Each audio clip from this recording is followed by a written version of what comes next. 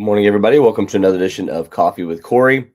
Doing this one a little earlier in the morning, given the fact that NC State tips off on New Year's Eve at noon against Wake Forest. NC State men's basketball looking for its first win in ACC play, looking to end 2025 off with a strong note. Obviously, the first year under Will Wade, they're trying to build some more momentum. Obviously, the fact that you finished off with win against Ole Miss in non-conference play, but that seems like a month ago now at this point. It's been just about 2 weeks since they played that game.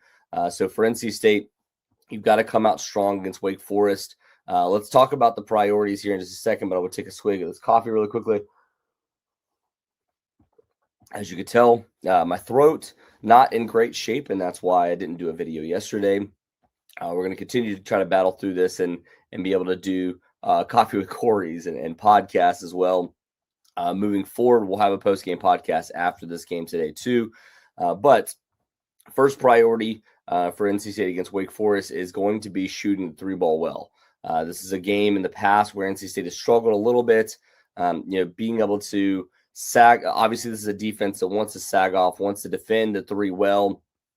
But so far this season, Wake Forest is allowing teams to shoot 28.5, or teams are shooting and not allowing them.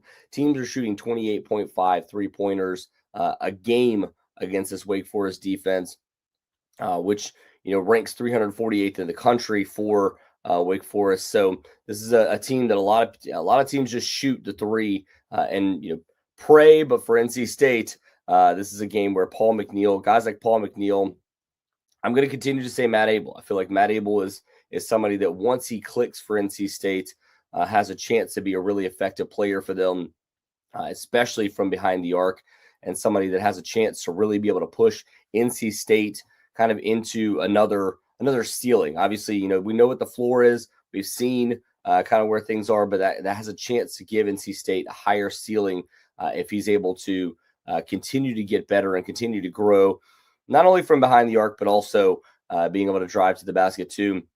And I just get the feeling this is a game where if NC State's able to shoot effectively from behind the arc, I don't think you want to shoot 28 threes. I mean, somewhere between 21 to 24 and be able to make, 40 to 50% of them would be a huge clip. If you're able to make 35% of them, that's a big leap for NC State when it comes to the three-point shooting and a chance to kind of help them to be able to push over the top of Wake Forest, a team where they're actually NC State is favored by 9.5 in this game, which was a little surprising to me. I mean, I know Wake Forest has obviously not been great overall on the season. Obviously looking so far being 9-4, which is the exact same record as NC State. But the last few games, I think Vegas is starting to kind of lose a little bit of faith in them. The game against Oklahoma, they got beat by almost 20 points in that game, lost 86-68. And then the game against Vanderbilt, losing 98-67. So when they've lost big recently. So I guess that's the reason for that. But, they've also been in some tight games. The first loss of the season was to Michigan, who we know now as a tank. I mean, it's a top 5 team overall, was top 6 at the time, and then Texas Tech. So it's not like they've lost to bad teams so far this season. But when they've lost, there's been some really rough losses recently. So I don't think this is going to be as big of a margin as those recent games, which we'll talk about in a second. I'm getting off topic here a little bit. Let's go to the second priority here for NC State. Number 2 priority is going to be winning the rebound battle. This is a Wake Forest team that, on the season, they're a good rebounding team, not a great rebounding team. They average just over 36 rebounds per game, which ranks 137th in the country so far. And this is all these metrics, by the way, I'm looking at from teamrankings.com. All of these come from just against power opponents or high major opponents. Or actually, I take that back, from Division I opponents. So if you play Division II games in there, or you played, lower level teams, then it won't show up in those metrics. So I know I've looked at some in the past and people have been like, that's not the correct number. It's the correct number if you're looking at it against at least somewhat quality competition, something that matters against your overall record. But that is this has been a team that's been a good rebounding team, not a great rebounding team. And NC State In games where they've won the rebounding battle so far this season, they are 8-0. They've only won one game where they've lost the rebounding battle, and that was against Boise State. This is a team that has been able to play really well once they've been able to win the rebounding battle. And obviously, that's always going to be a key. You always want to win the rebounding battle, but this is not a team that has a ton of size. I do think they have a chance to compete in this one. You're going to have to win some games in ACC play where you don't win the rebounding battle. But this feels like a game where NC State can and should win the rebounding battle against Wake Forest. Wake Forest is allowing teams to pull down 34.4 rebounds per game, which ranks 131st in the country. So they're right there in the middle of that metric. This is a game where if NC State can kind of tip the scales, get a few extra defensive rebounds, and be able to push the pace, get into the open court, this feels like, again, a game where Moussa Sanye has a chance to kind of click and get going.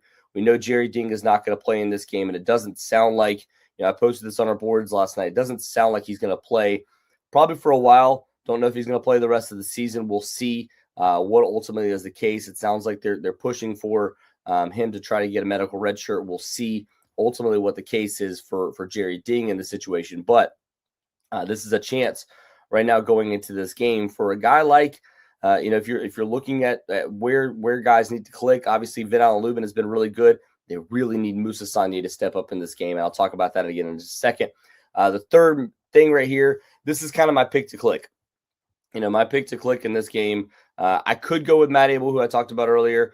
We could go with a guy like Trey Holloman that I think, from the three-point range, I think has a chance to really make an effect there, make an impact. But Moussa Sanye, if you haven't listened to a lot of the talk that we've had over the recent weeks, going back to Brian Geisinger, he's talked about it multiple times, where NC State is in terms of rebounding when Moussa Sanye is on the floor, where they are from a plus minus, and it's always been a much higher clip. So when you look at what he's able to do and the effectiveness that he has when he's on the court, I feel like this is a game where they really need him to step up. If you look at the overall numbers again, they're not huge. Like it's not going to be something where, he's just going to make this massive impact on the offensive end of the floor. He's averaging 2.3 points per game. But if you can get, somewhere between 5 to 8 points from him, and then he can stay in and haul in a ton of rebounds. I think back to that Ole Miss game, again, not huge numbers overall from him, but in the Ole Miss game, he played 20 minutes, 3 points, 7 rebounds. A ton of those were on the defensive end. He was able to haul them in and get NC State back into the open court, give them opportunities to be able to score effectively. He only took one shot in that entire game, and then, 1 for 4 from the free throw line. That's clearly an area where he has to get better. But a guy that's 6'10", somebody that came in, a bit of a surprise, late addition for NC State, but he's really gotten his bearings throughout the season, and NC State's been able to find kind of more of a fit for him. Not really an anchor center for you, but a guy that can block shots, he can affect shots. Teams don't go inside as much offensively in the paint when Moussa Sanye is on the floor. I want to find like the exact clip of that and be able to kind of share it. But when you look at the effectiveness of him on the floor, it's not just from an offensive standpoint, it's from a defensive standpoint too. And that's honestly what has helped him to become a bigger part of this team so far this season, is the fact that, he is on the defensive end of the floor, really good, but also effective on the offensive end to the point where, look, teams aren't able to take him out of the game because of the fact that, there's other shooters surrounding him. So they're going to put offensive pieces around him when he's on the floor. But it just feels like if you're able to really get him going in this game and be able to utilize him on that side of the basketball, on that side of the floor, you really have a chance. I mentioned the defensive rebounds, 5 defensive rebounds in that game against Ole Miss out of his 7.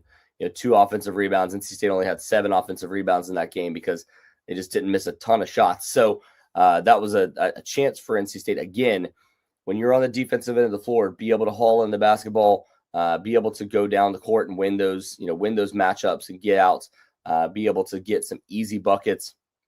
Obviously, you want to be able to force turnovers. This is not a team that turns the ball over a ton. I want to make sure I get the stat here correct. But yeah, let me make sure before I say anything about that. Yeah, I mean, assist to turnover ratio for for Wake Forest is 1.293, which is 99th in the country. Turnovers per game, 12.1. So you can turn them over a little bit, but they still rank inside the top 150 in all teams across the country in terms of turnovers per game. And I just don't think that's going to be as effective. I think the effective part is going to be hauling in rebounds, getting yourself extra opportunities on the offensive end of the floor, and being able to win those easy matchups. So to me, like I said, all those different things, Moussa Sagnier is the guy that I feel like has a chance to click in this game. We'll see ultimately how big of an impact he has, but I feel like it's going to be more on the defensive end of the floor. We will see. And the last thing that I want to point out too, as far as the actual final score here, look, this is a Wake Forest team that allows 74.1 points per game against decent quality competition, or 74.3 points per game. So I think NC State is going to be able to get into the 80s here. I mentioned earlier, I think it's going to be a tighter game than what Vegas has. I think it's going to be probably somewhere like 86 to 79 type of win for NC State. You win it, it's a good win to get things going in the ACC. You don't necessarily cover the spread here, but I think the spread might be a little too wide for where the level of competition this Wake Forest team can actually be if they get going. So we'll see, but I feel like, again, this is a good win for NC State, a chance for them to be able to start out 1-0 in ACC play, head into the new year with a chance to try to make a run early on in ACC play before you get to the real meat of your schedule at the end and truly have to go and play some tough road games later on. So thank you to everybody for listening. We will talk to you again soon.